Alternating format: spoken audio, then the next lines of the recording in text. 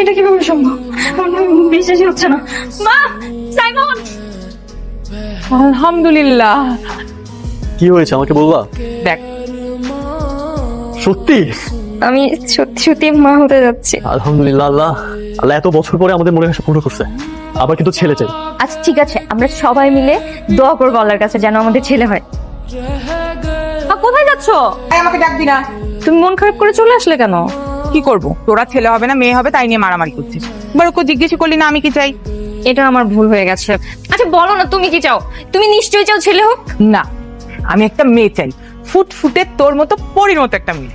আচ্ছা ঠিক আছে, যখন হবে দেখা যাবে। সর্বনাশ করছিস তুই, কি করতেছিস? কি তো কাজ করতেছি। কেন তুই কাজ করবি কেন? আমি আছি না, আমি সব কাজ করব। তুই শুধু আমার নাতনিটাকে দেখে শুনে রাখ।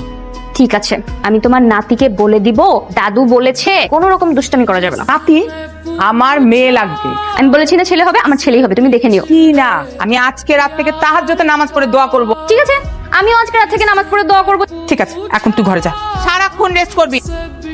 আল্লাহ, তুমি আমার বৌমাকে একটা মেয়ে সন্তান দিও, আমার একটা নাতনি চাই।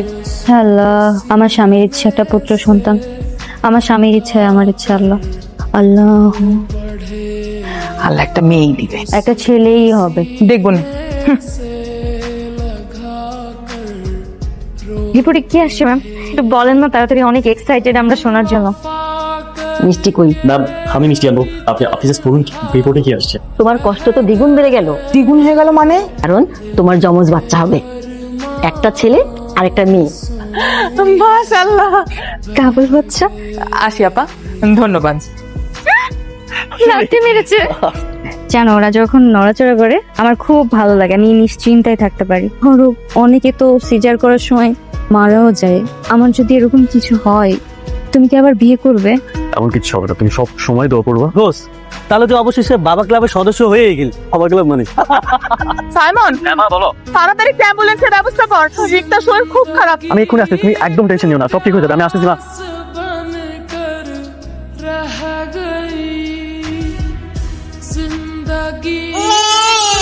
আলহামদুলিল্লাহ।